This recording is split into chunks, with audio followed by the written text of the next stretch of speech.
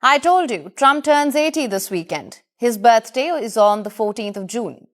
His doctors insist he is in excellent health, strong heart, strong lungs, and perfect cognitive test score. Yet questions about the oldest serving US president refuse to go away. From viral videos showing him with his eyes closed during meetings to debates over bruised hands, swollen ankles, and unexplained medical details. Trump's health remains under intense scrutiny.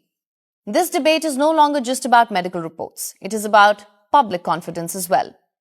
Here's our report. On Sunday, June 14, US President Donald Trump turns 80. It's a milestone birthday that practically comes with its own spotlight. And as always, with the US president, attention tends to stick harder than confetti. For months now, discussions have focused on the US president's health. He has been caught with his eyes closed during cabinet meetings, prompting the internet to diagnose everything from power to pulse rate. Welcome in, everybody. This is Dr. John. Trump is on death's doorstep or false. His official medical report shows he remains in excellent health overall, with standard recommendations for weight and diet. The sensationalism is driven by clicks, not the actual document. The responsible reading of the report reveals a more mundane and more honest picture. The gap between the hysteria and the reality is huge. However, the coverage of this report has focused intensively on a specific and genuinely interesting detail. In a previous booking record from a legal proceeding, Trump's weight was listed at a significantly lower figure, creating a difference of more than 20 pounds between that record and the current physical examination. Medical experts quoted in various news reports have noted that elevated weight, particularly abdominal fat that accumulates with age, can increase health risks over time. The clips made their way to a congressional hearing where Secretary of State Marco Rubio was testifying. He was asked about why Trump appears to sleep during important meetings, and here's what he said. Have you been at more than one meeting where President Trump has fallen asleep? That's false. That's false. I've never seen him fall asleep. On the contrary, the guy doesn't sleep, which is a big problem because he calls me at 2 a.m, he calls me at 5 a.m. And, I like to sleep a little bit, maybe not 12 hours, but at least 6. So he works. The other day he was at the Oval Office until 12:30 p.m. 12:30 a.m. I don't know what you're talking about. Which prompts an important question. Is Trump healthy enough to run a country? In recent public check-ins and routine medical updates released over time, there's been the familiar message often seen with high-profile political figures. No dramatic revelations, just the usual mix of age-related monitoring, fitness for public activity notes, and one of the most popular phrase doctors use, doing fine. On May 29th, Trump's physician, Dr. Sean Barabella, released a medical assessment. The verdict? Excellent health, strong heart, strong lungs, sharp mind. So, there is a legitimate and important story here about what the official medical report says, what it recommends, what outside medical commentators observe about those figures, and what questions the report raises that it does not fully answer. But we need to be extremely clear about what is not established by the available information. Trump is not confirmed to be dying or near death. No doctor has publicly revealed a secret diagnosis. The official report does not confirm heart failure, dementia, or any other specific named medical condition.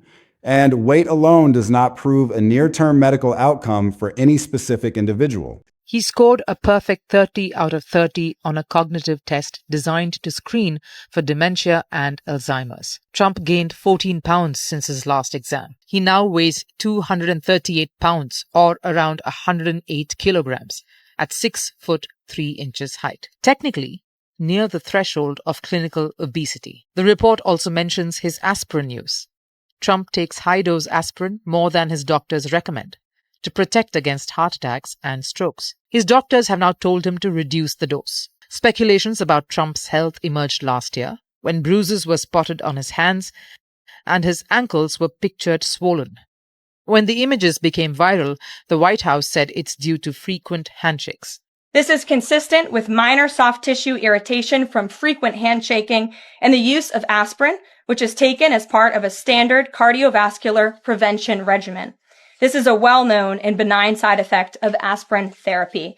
And the president remains in excellent health, which I think all of you witness on a daily basis here. It was disclosed that he has chronic venous insufficiency. The sensational claims circulating online are not accurately describing what is actually known. Today, we're going to go through exactly what the report actually says, what the weight difference actually means and doesn't mean in medical terms, what the involvement of multiple consultants raises as a legitimate transparency question, and what legitimate public scrutiny of a presidential health record actually looks like and why it matters. This is a story about responsible journalism, about medical accuracy, and about the democratic interest in knowing whether the person holding the most powerful office in the world is physically and cognitively capable of performing the duties of that office. And it's a story that requires careful attention to detail and honest presentation of what we actually know versus what we're merely speculating about. A condition where veins struggle to push blood back to the heart. This year, his doctors noted improvement, but also noted swelling. There are some loopholes in the report. Doctors say the report misses things. One cardiologist noted the claim that Trump has the cardiac age of a younger man isn't a real diagnostic finding. It's a line, not a conclusion. Few also questioned why someone with a healthy heart, who is apparently at low risk for a stroke or other vascular event, needs to be on aspirin. Now, before you say this is just Trump bashing, zoom out. We are not aiming at his health.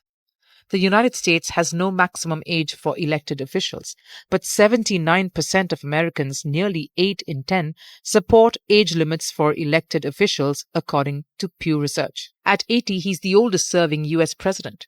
On a global scale, 16 out of the world's 186 leaders are older than Trump. For reference, Cameroon's president is 93. He's been in power for 44 years. Let's start with exactly what the official physical report actually says, because precision matters enormously here. The document listed Trump's specific weight and height measurements, producing a calculated BMI that falls at the upper end of the overweight category. The report states that his cardiac function is good, his pulmonary function is good, his neurological function is good, his cognitive performance is good, and his physical performance is good. His physician described him as being in excellent health overall, while also recommending weight loss, dietary management, and physical activity. The report also noted that multiple consultants were involved in the evaluation. Longer than some of his fellow leaders have been alive. Saudi Arabia King Salman bin Abdullah Aziz Al Saud is 90. So Trump is not an outlier globally, and a birth certificate is definitely not a performance review. But can Donald Trump stand in a room and command attention at 80? He clearly can. His doctors say he's fit for service, but it's mental health where the line begins to blur. Recent polling shows that Americans are increasingly concerned about the state of the president's health. About 59% of Americans say they don't think Trump has the mental acuity to serve in office effectively. Another poll says that 61% of Americans believe that the president has become erratic with age. And somewhere in that gap, between a perfect cognitive score and appearing to sleep during meetings, lies the real question. Not whether Trump is healthy enough to run a country, but whether the people of his country trust that he can. Which some outside commentators have questioned as an unusually high number that might suggest more complex medical management than the summary statement reflects. However, the report itself does not disclose what specialties those consultants represented, and it does not reveal any hidden diagnosis. What the report says on its face is that Trump is in excellent health with a recommendation to address his weight. That is the document. That is what is established from the document itself. Now, let's address the BMI number directly, because this is a piece of the story that requires specific context to understand and interpret correctly. Trump's BMI falls in the overweight category, which is defined by a specific numerical range. The obesity category begins at the next threshold. So Trump's BMI is in the upper end of overweight, very close to the clinical obesity threshold. What does that mean in practical terms? BMI is a screening measure, a calculation based on height and weight that can indicate whether someone may be at elevated risk for certain health conditions. But BMI is not a diagnosis. It does not account for muscle mass, bone density, where body fat is distributed, fitness level, or many other factors that affect individual health. A doctor examining a patient with a BMI in this range would typically use that figure as a reason to look more closely at other health markers.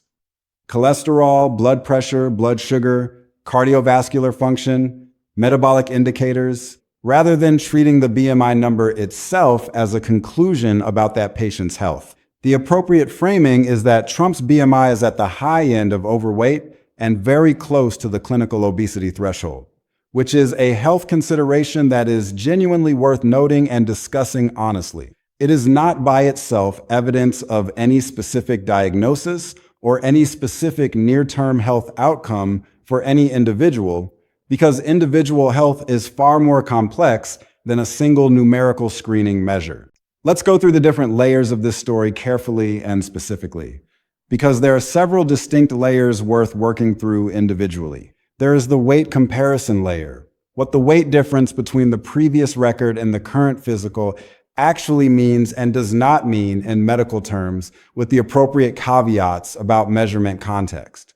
There is the medical report transparency layer, what a presidential health report is actually supposed to tell the public and whether the current report meets that standard. There's the consultant's angle, what we can and cannot reasonably infer from that specific detail, and why the difference between a question worth asking and a conclusion about a hidden diagnosis matters. And there is the broader accountability layer, what legitimate scrutiny of a sitting president's health looks like, why it matters for democratic governance, and how the history of presidential health disclosure informs how we should evaluate what we received. Let's start with the weight comparison, because this is the angle that has generated the most coverage and the most speculation. In a previous booking record from a legal proceeding, Trump's weight was listed at a particular figure. In his current White House physical, his weight was listed at a higher figure. That is a difference of more than 20 pounds over roughly 2.5 years. Now, before we do anything with that number, there are important caveats that belong in this conversation. Booking records and clinical medical measurements are different contexts. A booking weight is recorded under very different conditions from a clinical weight measurement. It may be an estimate, may be recorded differently, may not have been measured with the same equipment or by the same type of professional. So the weight difference should not be treated as a precision, verified clinical measurement of weight change without further documentation. That said, 23 pounds is a significant number. If we take both figures at face value, which is what most reporting does while noting the different context, it represents a meaningful increase in body weight for a man who is in his late 70s. Medical experts quoted in reporting on this story have noted that weight gain in older adults, particularly weight that accumulates as abdominal fat, is associated with increasing risk for a range of conditions, including cardiovascular risk, metabolic issues, sleep-related breathing problems, and joint stress. These are general population-level associations, and they apply to individuals to varying degrees depending on many other factors. But they are real associations that doctors take seriously in their recommendations, which is exactly why the current physical report recommended weight loss, dietary management, and physical activity. The recommendation is responsive to what the measurements show. The doctor who examined Trump and reviewed his complete medical record saw a weight that warranted a recommendation for lifestyle changes. That's significant information. It's also information that we can discuss honestly, without adding things that the report doesn't say. The report says the weight is a concern worth addressing. The report does not say the weight proves any specific medical outcome. Both of those things are true, and both belong in an honest account of what the report says. Now let's talk about what a presidential health disclosure is supposed to accomplish, because this is the accountability layer of the story, and it matters well beyond the specific details of this one report. Presidents of the United States hold the most consequential executive position in the world. Their physical and cognitive capacity to perform the duties of the office is legitimately a matter of public interest. Not because the public has a right to know every detail of anyone's private health history, but because the specific person exercising the full powers of the executive branch has a different relationship to that question than a private citizen does. The person signing or vetoing legislation, commanding the military and authorizing the use of military force, conducting foreign policy negotiations and making real-time decisions in national security crisis. The person who is one of only two individuals in the constitutional line of succession who is elected by the full national electorate. That person's physical and cognitive capacity to perform those functions at a high level is legitimately a matter of public interest in a way that is different from any private citizen's health information. That is why presidential medical reports exist as public documents at all. And it is also why the detail and the transparency of those reports matters for how useful they actually are. A report that consists primarily of a summary conclusion of excellent health without providing the underlying clinical data points that would let independent medical professionals assess whether that conclusion is well supported is significantly less useful than a report that provides the full clinical picture. The current report does provide some data, the weight figure, the BMI calculation, the categorical statements about cardiac, pulmonary, neurological, cognitive, and physical function. But outside medical professionals who regularly comment on presidential health reports often note that categorical summary statements tell you much less than the underlying clinical measurements would tell you. What were the blood pressure numbers? What were the cholesterol levels? What were the results of cardiovascular imaging, like an echocardiogram? What cognitive assessment tool was used? And what were the specific scores? What were the blood glucose numbers? The answers to those questions allow independent medical professionals to evaluate whether the excellent health conclusion is consistent with the clinical data or whether the clinical data supports a more nuanced picture. The degree to which the current report provides versus withholds that kind of underlying clinical specificity is a legitimate and important transparency question. Now let's talk about the consultant's detail, because this is the angle that has generated significant online speculation that we need to address carefully and honestly. The current report noted that a significant number of consultants were involved in Trump's evaluation. That is an unusually high number by any standard for a routine presidential physical. For context, most presidential physicals conducted in modern history have involved a significantly smaller clinical team. The White House physician and a handful of relevant specialists is a more typical configuration for a comprehensive presidential health evaluation. Multiple consultants is a different scale. The involvement of that many specialists raises a natural and legitimate question. What were all of those specialists evaluating? Does the breadth of the consulting team suggest that specific conditions are being managed that the public summary statement does not disclose? Those are reasonable questions to ask. But here is where we need to be very careful about what we can and cannot conclude from that number alone. The involvement of that many consultants could reflect an extremely comprehensive approach to a president's health evaluation. A deliberate decision to review every possible body system and every possible risk factor as a matter of best practice for someone carrying this level of responsibility. It could reflect specific medical concerns being actively managed by specialized physicians. It could reflect a combination of both thorough coverage plus some specific management of conditions that happen to require specialist input. Without knowing what specialties those consultants represented, was there a cardiologist, a neurologist, an endocrinologist, a pulmonologist, multiple specialists in each category, and without access to the full underlying clinical record rather than the summary document, the number alone does not tell you whether a hidden serious diagnosis is being managed. It is a data point. A meaningful data point that raises a reasonable and legitimate question about the completeness of the public disclosure. And the appropriate response to that question is more transparency, not a conclusion. The right thing to ask is, what specialties were the consultants representing? What did each of them evaluate? What were the results of their evaluations? Those are the questions that would let the public make an informed judgment. The number alone, without the answers to those questions, is a reason to ask more. not a reason to assert a specific hidden condition that the available evidence does not establish. This distinction is crucial because the online conversation has often blurred the line between legitimate questions and unsupported conclusions. Asking why so many consultants were involved is appropriate and important. Asserting that the number proves a specific secret diagnosis is not supported by the available evidence. The honest approach is to acknowledge the legitimate questions raised by the report's contents and omissions, while also acknowledging what the report actually says and what it does not establish. That's the approach we're taking here, and it's the approach that responsible journalism requires.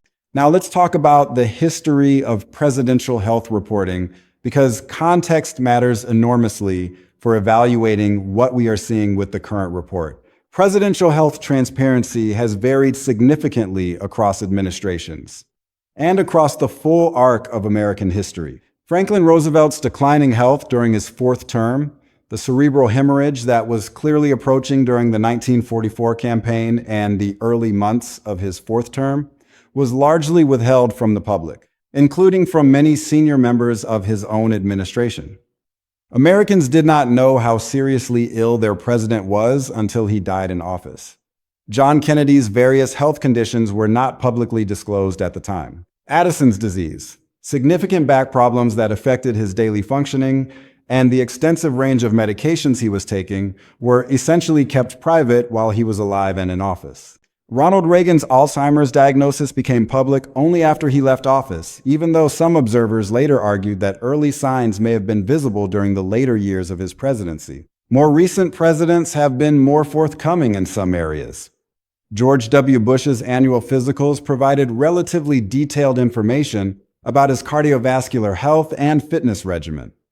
Barack Obama's reports were generally thorough. Joe Biden's health was subject to intense public scrutiny during his presidency and his decision not to seek re-election, with his cognitive performance in particular being the subject of sustained public debate that involved both legitimate medical observation and partisan overreach.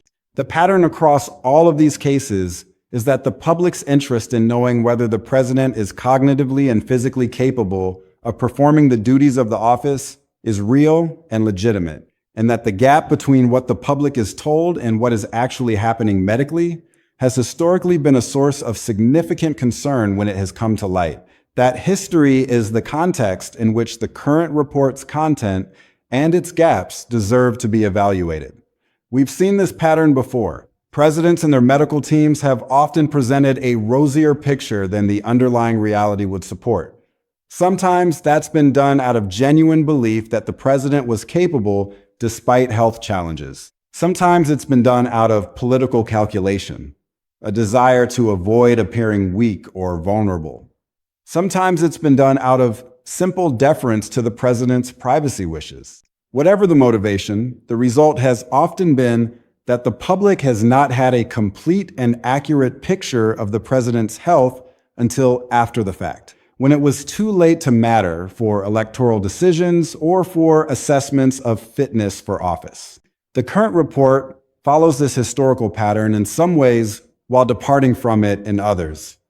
It provides more specific clinical data than some historical reports did, with actual weight and BMI figures rather than vague summaries. But it also withholds key information that independent medical professionals would need to fully assess the excellent health conclusion. The involvement of multiple consultants is a transparency red flag that deserves follow-up questions. The weight recommendation is a specific actionable item that doctors wouldn't include unless they believed it was medically necessary. All of these elements together create a picture that's more complex than either the sensationalist claims or the dismissive responses would suggest. The truth is somewhere in the middle. Trump's health is likely not as dire as the clickbait headlines suggest, but it's also not as uncomplicated as the summary report might imply. Let's bring this together clearly with several key observations. First, the current medical report says what it says, and what it says is genuinely significant and worth discussing seriously and honestly without adding things that are not established by the available information. Second, the weight comparison between the previous record and the current physical is a significant figure with important caveats about how it was measured, and those caveats belong in the conversation. Third, the legitimate accountability question here is about transparency and completeness of disclosure, not about asserting diagnoses that the report does not establish. The honest version of this story holds all of these elements together rather than presenting only the parts that support a predetermined conclusion about Trump's health in either direction. Not he is clearly dying, that is not in the report. Not everything is fine, nothing to see here. The weight recommendations and the consultant question don't support that framing either. The honest framing is an official report with positive findings that also raises legitimate transparency questions. Both things can be true simultaneously. The weight difference between the two records is a number that has attracted significant attention and is worth taking seriously, with the appropriate caveats when discussing what it means for our understanding of Trump's health. If both figures are reasonably accurate representations of his actual weight at those points in time, a reasonable assumption to work with while acknowledging that the two contexts and measurement conditions are different, then a weight increase of that magnitude over roughly 2.5 years is a meaningful weight change for someone who is in their late 70s. Medical experts and physicians who speak publicly about health and aging are consistent on this general point. Significant weight gain in older adults is associated with increased risk for a range of health conditions. Cardiovascular risk increases. Metabolic conditions, including type 2 diabetes, become more likely. Sleep-related breathing problems are more common with higher body weight. Joint stress increases. These are well-documented, broadly accepted population-level associations in medical research. But there is a critical step that the responsible version of this story has to take, and it is this. Those population-level associations tell you about general risk factors. They cannot be used to diagnose this specific individual's health status or to forecast this specific individual's health trajectory. Individual health outcomes depend on many factors that are not publicly available. Baseline health status, family history, fitness level, diet, other medical conditions, medications, lifestyle factors. A doctor who could examine Trump directly and review his complete medical record might look at the weight increase in the context of his full clinical picture and assess it as a significant health concern. Or they might assess it differently in the context of other factors that the public does not know. The publicly honest and accurate framing is, this is a weight increase that the available medical evidence suggests doctors would take seriously as a health consideration for a man of this age, and that the president's own doctor has already responded to with specific lifestyle recommendations. That is the framing. Not this weight change proves he is dying or will soon experience a specific cardiac or other medical event. That is not what the evidence supports. The legitimate accountability story here is about whether the presidential health reporting we have received is sufficiently transparent to actually serve the public interest. And that is a question that is distinct from asserting any specific hidden diagnosis. Here's the issue. The current report says excellent health. It also says multiple consultants were involved. It also says the physician recommends weight loss, dietary management, and physical activity. That combination of statements, a comprehensive sounding overall positive assessment alongside an unusually large consulting team, alongside a recommendation for meaningful lifestyle changes, raises questions that the public deserves more information to evaluate. What did all those consultants evaluate? What specific medical systems and conditions were they brought in to assess? What are the underlying clinical measurements that support the excellent health summary? The actual blood pressure numbers, the specific cholesterol levels, the blood glucose readings, the results of any cardiovascular imaging, the specific cognitive assessment scores. The current report provides some of this. The weight, the height, the BMI, the categorical statements about body systems, but it does not provide the level of clinical specificity that would allow independent physicians to verify that the excellent health conclusion is consistent with the underlying data. And that gap between what the report asserts and what the underlying clinical data would actually show is the specific transparency accountability question that the press and the public should be pursuing.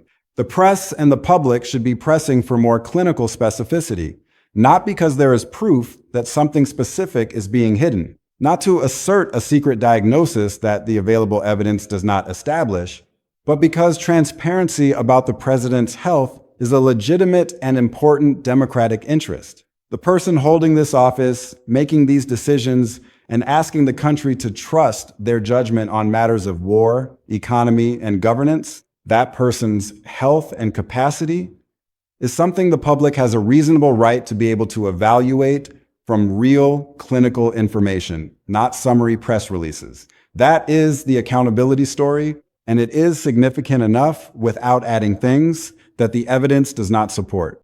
The history of presidential health disclosures shows us why this matters. When presidents have hidden or downplayed serious health conditions, it has sometimes led to serious consequences. Woodrow Wilson's stroke in 1919 effectively incapacitated him for months, but his wife and physician essentially ran the government during that period without public knowledge. Grover Cleveland had a secret surgery aboard a yacht to remove a cancerous tumor while in office. Dwight Eisenhower had a heart attack and a stroke while president. And while his administration was more forthcoming than some previous ones, the details were still carefully managed. The pattern of limited disclosure has continued in various forms through virtually every administration. And each time it happens, it reinforces the idea that presidential health is a political matter to be managed rather than a legitimate public interest to be transparently disclosed. What makes the current situation different from some historical examples is the intensity of public scrutiny and the speed of information dissemination. In the past, presidents could hide health conditions more easily because the media environment was less aggressive and the public had fewer ways to challenge official narratives. Now, with social media, investigative journalism, and a more skeptical public, it's much harder to keep secrets.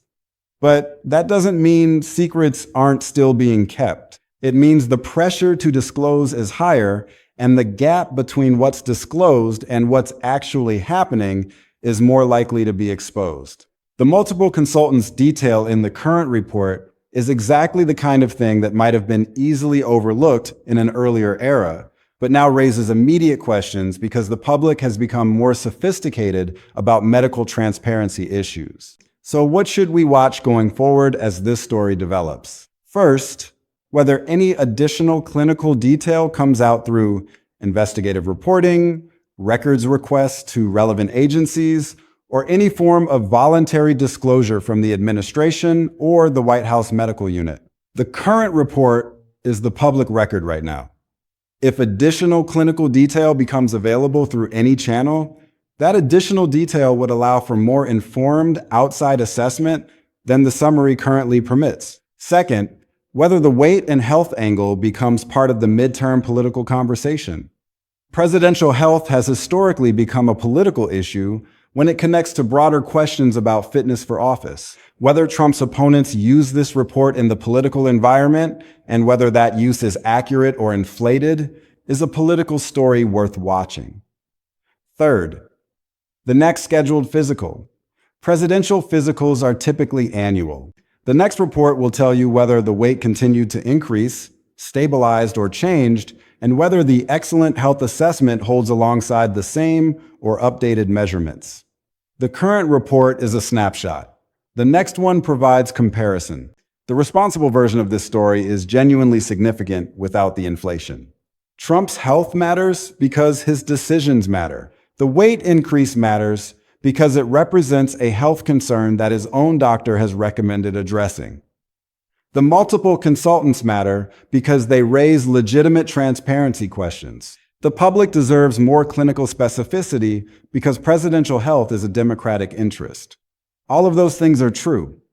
They're also all different from the claims that Trump is dying or that a secret diagnosis is being hidden. The evidence we have doesn't support those claims.